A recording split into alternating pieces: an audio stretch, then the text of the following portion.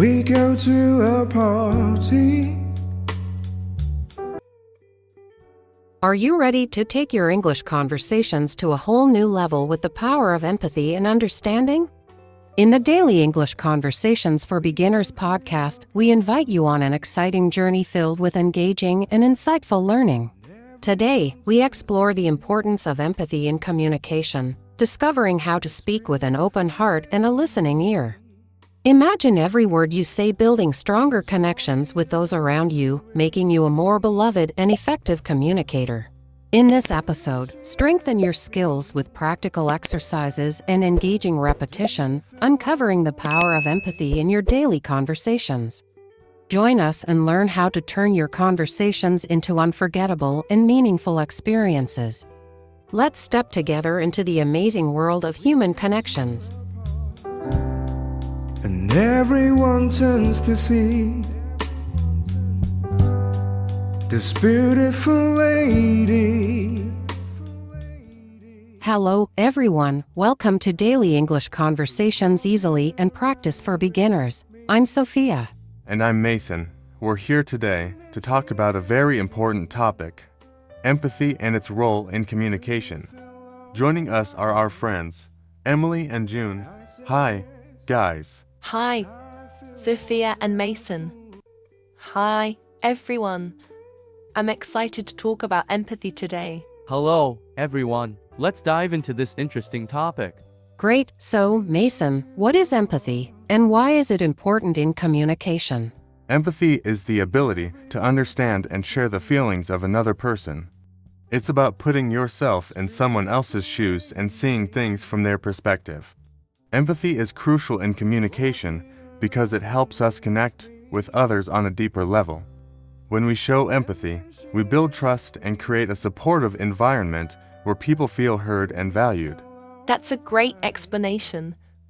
Mason, empathy helps us avoid misunderstandings and conflicts because we are more aware of the other person's feelings and needs. It also makes our conversations more meaningful and respectful. Yes, and empathy isn't just about feeling sorry for someone. It's about truly understanding their experience and responding in a caring and appropriate way. It helps us build stronger relationships, both personally and professionally.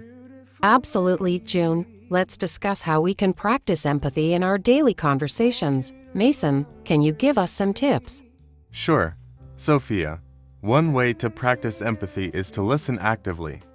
This means paying full attention to the speaker, not interrupting, and showing that you are interested in what they are saying.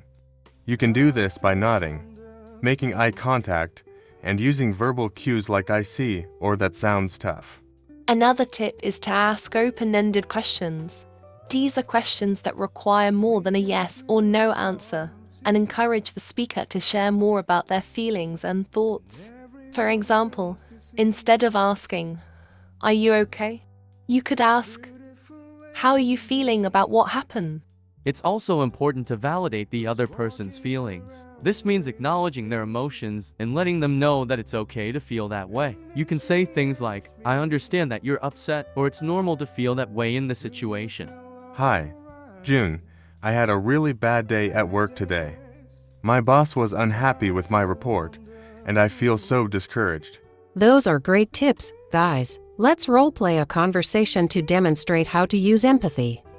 Emily, you can be someone who had a tough day at work, and June, you can be the friend offering support. I'm sorry to hear that, Emily. It sounds like you had a tough day. What exactly happened with your report? I spent a lot of time on it, but my boss said it wasn't detailed enough. I feel like I let everyone down. I can see why you're feeling discouraged. It's hard when you put in so much effort, and it doesn't go as planned. Have you talked to your boss about how you can improve it? Not yet. I'm a bit nervous about asking for feedback. That's understandable, Emily. It can be intimidating to ask for feedback, but it might help you understand what your boss is looking for.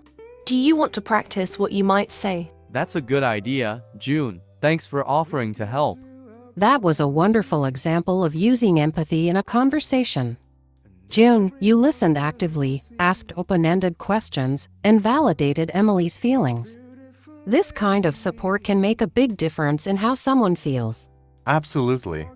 Sophia, let's talk about some of the challenges people might face when trying to be empathetic. One common challenge is our own biases and assumptions. Sometimes, we might judge someone's situation based on our own experiences and beliefs, which can prevent us from truly understanding their perspective. Another challenge is being distracted.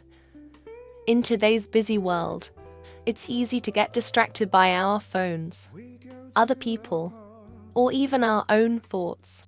This makes it hard to give someone our full attention. And sometimes, we might feel uncomfortable with strong emotions. When someone is very sad or angry, it can be challenging to know how to respond empathetically without feeling overwhelmed ourselves.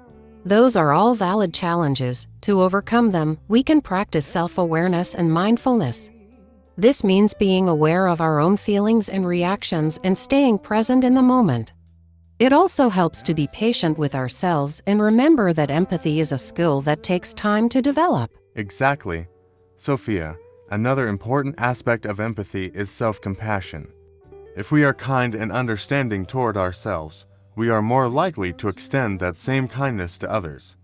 It's about recognizing our own struggles and treating ourselves with the same empathy we offer to others.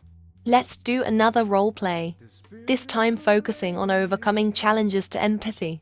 Mason, you can be someone who is distracted, and Sophia, you can be the friend trying to share something important. Hey Mason, I really need to talk to you about something that's been bothering me. Sure. Sophia, what's up? Looks at phone. Well, I've been feeling really stressed about work, and I just don't know how to handle it. Still looking at phone. That sounds tough. Mason, can you put your phone down for a minute? I really need you to listen. Oh, I'm sorry. Sophia, you're right. I'm here for you. What's going on? Thank you. I've been feeling overwhelmed with all the deadlines, and I'm not sure I can keep up. I'm sorry you're feeling this way. Sophia, it sounds really challenging. Let's talk about how you can manage your workload better. Thanks, Mason. I appreciate your support. That was a great example of overcoming distractions and being fully present in the conversation. By putting the phone down and giving full attention, Mason showed empathy and support. Yes, and it's a reminder that we all need to be mindful of our actions and make an effort to be there for the people we care about. As we wrap up this part, let's summarize the key points about understanding empathy and its role in communication. Empathy helps us connect with others, build trust, and create meaningful conversations. Practicing empathy involves active listening, asking open-ended questions, and validating feelings. And let's not forget the importance of self-awareness, mindfulness, and self-compassion. By understanding our own feelings and reactions, we can better understand and support others.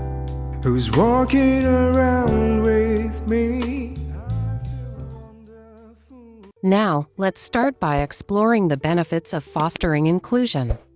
Mason, why do you think inclusion is beneficial for individuals and communities?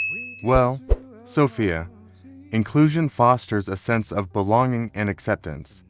When everyone feels included, they are more likely to contribute their ideas and talents, leading to greater innovation and success. That's right, Mason.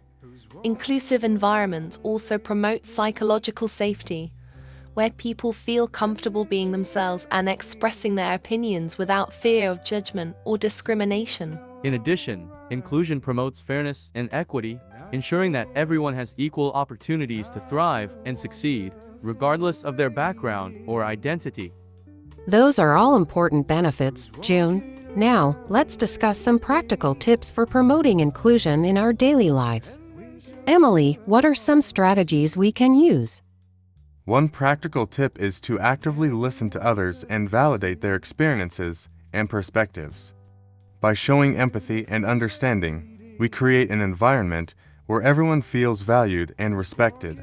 Another tip is to be mindful of our language and behavior. Avoid making jokes or comments that could be hurtful or offensive to others, and instead, focus on building positive and supportive relationships. And let's not forget the importance of educating ourselves about different cultures, identities, and experiences. By learning from each other, we can broaden our understanding and appreciation of diversity. Let's role play a scenario to demonstrate how we can put these tips into practice. Sophia, you can be a team leader, and June, you can be a team member raising a concern about inclusivity. Hey June, thanks for coming to talk to me. What's on your mind? Hi, Sophia. I've noticed that some team members seem hesitant to speak up during meetings. I'm concerned that they don't feel included in the discussions. I appreciate you bringing this to my attention, June. It's important that everyone feels comfortable sharing their ideas. Let's brainstorm ways to encourage participation and ensure everyone's voice is heard. That sounds like a great idea, Sophia. Maybe we could start by inviting quieter team members to share their thoughts first, before opening up the floor to others. I like that suggestion, June. Let's give it a try in our next meeting and see how it goes. Thank you for raising this issue. That was a great example of how leaders can create inclusive environments by actively listening to their team members and taking action to address their concerns. Of course, Mason, inclusion benefits everyone by fostering a sense of belonging, promoting innovation, and ensuring fairness and equity. By practicing empathy, respect, and open-mindedness, we can create inclusive spaces where everyone feels valued and accepted. Well said, June. As we go about our daily lives, let's remember the importance of embracing diversity and promoting inclusion in everything we do.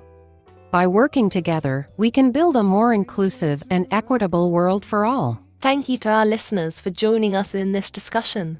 We hope you found it valuable and inspiring. Stay tuned for future episodes where we'll continue to explore interesting topics and engage in meaningful conversations.